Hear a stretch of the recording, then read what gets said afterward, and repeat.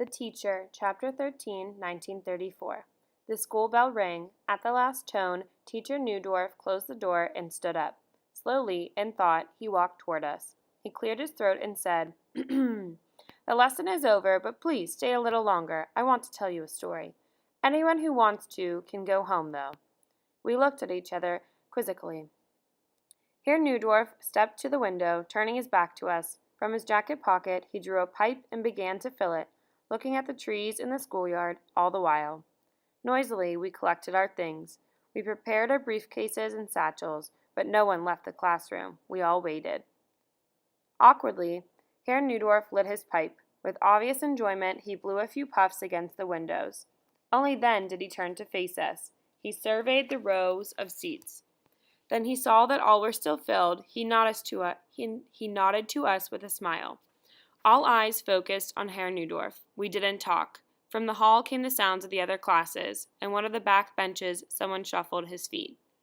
Herr Newdorf walked to the front row. He sat on one of the desks, his pipe glowing. He looked at each of us in turn and blew the smoke over our heads to the window. We stared at our teacher, tense and expectant. At last, he began to speak in a calm, soft voice. Lately, you've heard a lot about Jews, haven't you? We nodded. Well, today, I also have a reason to talk to you about Jews. We leaned forward to hear better. A few propped their chins on their school bags. There wasn't a sound. Herr Newdorf directed a blue cloud of sweet-smelling smoke up to the ceiling. After a pause, he continued. 2,000 years ago, all Jews lived in the land which is now called Palestine. The Jews call it Israel. The Romans governed the country, though, through their governors and prefects. But the Jews did not want to submit to foreign rule, and they rebelled against the Romans.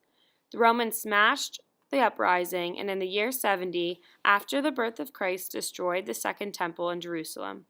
The leaders of the revolt were banished to Spain or the Rhineland. A generation later, the Jews dared to rise again. This time the Romans razed Jerusalem to the ground. The Jews fled or were banished. They scattered over the whole earth. Years passed. Many gained wealth and standing. Then came the Crusades. Heathens had conquered the Holy Land and kept Christians from the holy places. Eloquent priests demanded the liberation of the Holy Grave. Inflamed by their words, thousands of people assembled. But some declared, What is the use of marching against the infidels in the Holy Land while there are infidels living in our midst?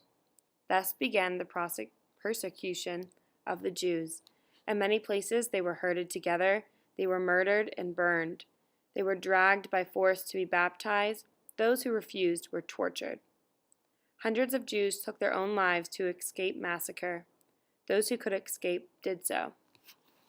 When the Crusades were over, impoverished sovereigns who had taken part in them had their Jewish subjects imprisoned and executed without trials and claimed their possessions. Again, many Jews fled this time to the east.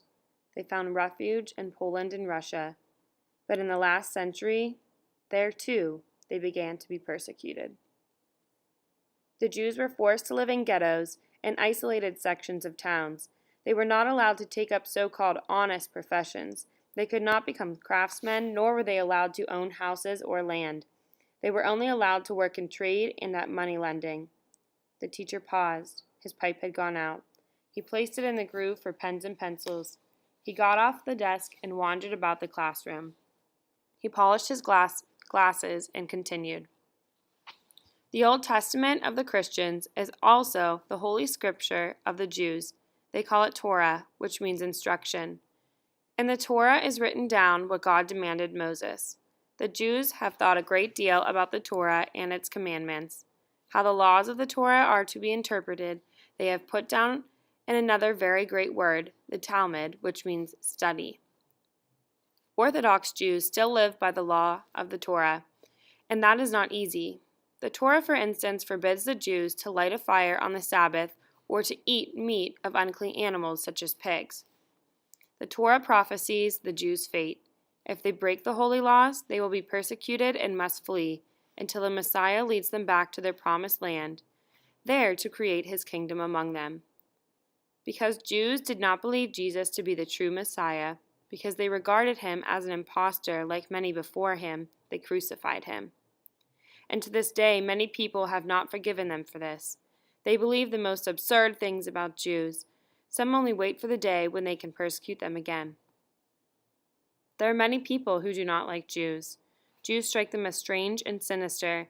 They believe them capable of everything bad just because they don't know them well enough.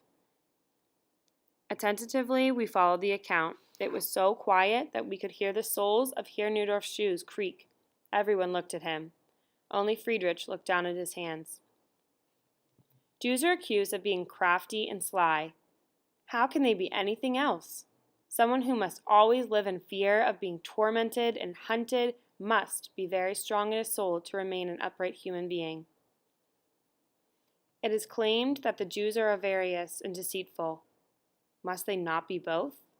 Again and again they have been robbed and dispossessed. Again and again they had to leave everything they owned behind. They have discovered that in case of need, money is the only way to secure life and safety. But one thing even the worst Jew haters have to concede, the Jews are very capable people. Only able people can survive 2,000 years of persecution. By always accomplishing more and doing it better than the people they lived among, the Jews gained esteem and importance again and again. Many great scholars and artists were and are Jews. If today or tomorrow you should see Jews being mistreated, reflect on one thing. Jews are human beings like us. Without glancing at us, Herr Neudorf took up his pipe. He scraped the ashes out of the bowl and lit the remaining tobacco. After a few puffs, he said, "Now, I am sure you will want to know why I have told you all this, eh?" He walked to Friedrich's seat and put a hand on his shoulder. One of us will leave our school today. It appears that Friedrich Schneider may no longer come to our school. He must change to a Jewish school because he is of the Jewish faith. That Friedrich has to attend a Jewish school is no punishment, but only a change. I hope you will understand that and remain Friedrich's friends, just as I will remain his friend even though he will no longer be in my class. Friedrich may need good friends. Herr Neudorf turned Friedrich around by his shoulder. "I wish you all the best. All the best, Friedrich," the teacher said, and auf Wiedersehen. Friedrich bent his head, and in a low voice he replied, "Auf Wiedersehen." With quick steps, Herr Neudorf hurried to the front of the class. He jerked up his right arm, the hand straight at eye level, and said, "Kai, Hitler!" We jumped up and returned the greeting in the same way.